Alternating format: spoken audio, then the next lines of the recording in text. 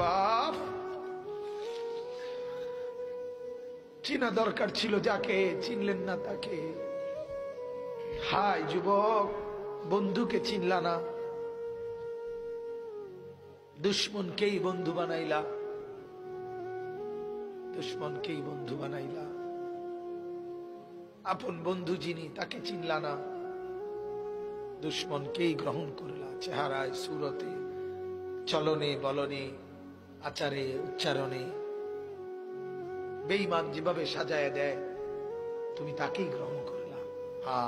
নবী পাক সাল্লাল্লাহু আলাইহি ওয়াসাল্লাম নফল নামাজে এত লম্বা সেজদা করতেন। আম্মা জান আয়েশা রাদিয়াল্লাহু তাআলা আনহা বলেন, মাঝে মাঝে মনে হতো নবী ইন্তেকাল করলেন কিনা, মারা গেলেন কিনা। এজন্য আমি নবীর পায়ের পিছনে তালুর মধ্যে এভাবে আঙ্গুল দিয়ে চাইতাম, মানে রেক দিয়ে বসাইতাম আর কি, যে জীবিত কিনা। এত লম্বা সেজদা দিতেন। হযরতে সাহাবায়ে কেরাম বলেন, নবীজি সেজদা দিতেন এত লম্বা আর কাঁদতেন। নাসমাউ লাহু আজিরান কাআজিরিল মিরজাল। সাহাবীরা বলেন, চুলার মধ্যে, ডেকচির মধ্যে পানি বসাইলে পানি যখন উতরাইয়া ডকডক করে, গরম পানি ডকডক করে না, এরকম ডগবগে আওয়াজ যেভাবে করে, আল্লাহর নবীর কলিজার কলবের ভিতর থেকে আমরা কান্নার এরকম ডগডগে আওয়াজ শুনতাম। সেজদার কান্না। আল্লাহর নবী এভাবে কাঁদতেন, নবী এভাবে কাঁদতেন। আম্মা জান আয়েশা বলেন, একদিন রাত্রিবেলা নামাজে দাঁড়াইছে, তাহাজ্জুদে এক রাকাতে মাত্র দাঁড়াইছে নবীজি। আয়েশা রাদিয়াল্লাহু তাআলা আনহা বলেন, আর সেজদাও করে নাই, আর রুকুও দেয় নাই। বেলালের আজান পর্যন্ত, ফজরের আগ মুহূর্ত, এ দাঁড়ানো থাইকেই কোরআনের একটা আয়াত পড়ছে আর কাঁদছে, আর কাঁদছে, আর কাঁদছে। কাঁদতে কাঁদতে চোখ ফুলাইয়া ফেলছে, দাড়ি ভিজে গেছে, বুকের পশম ভিজে গেছে। আম্মা জান আয়েশা বলে, তাওয়াররামাত কাদামাহু, দুইটা পাও ফুলে ফুলে গেছে। এরপরে আরো আশ্চর্য কথা শুনেন। আম্মা জান আয়েশা বলে, উম্মত শুনবা, সেদিন ওই রাতে সারা রাত কেঁদে কেঁদে বুক ভাসাইয়া নবী একটা কথা বলছে আল্লাহর কাছে। সেটা কি? তো আয়েশা রাদিয়াল্লাহু তাআলা আনহা বলেন, সেটা শুধুই কেবল এই উম্মতের জন্য নবী কাঁদছে।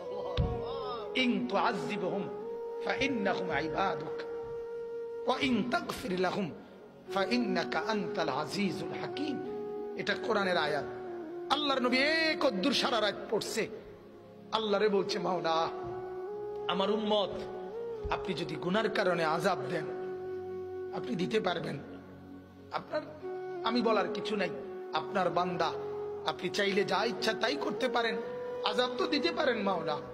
ওয়া ইন তাগফির লাহুম, নবী বলে, আল্লাহ যদি এই বন্ধুর দিকে তাকাইয়া যদি আমার গুনাহগার উম্মতকে মাফ করে দেন, ফাইন্নাকা আনতাল আজিজ, তাইলে তো আপনি এই ক্ষমতাও রাখেন, আপনাকে তো বলার কেউ নেই।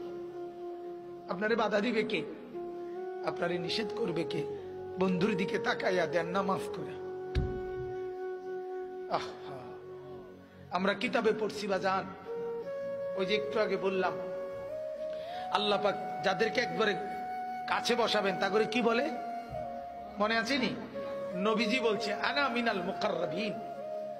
নবীজি বলছে, ও উম্মত, আল্লাহর ঘনিষ্ঠ জনদের মধ্যে সর্বপ্রথম সবচেয়ে ঘনিষ্ঠ হব আমি মুহাম্মদ। হাসরের ময়দানে মাওলা আমার জন্য, আল্লাহ তার সিংহাসনের পাশে আবার আমার জন্য আসন নির্ধারণ করবেন বসে বসে।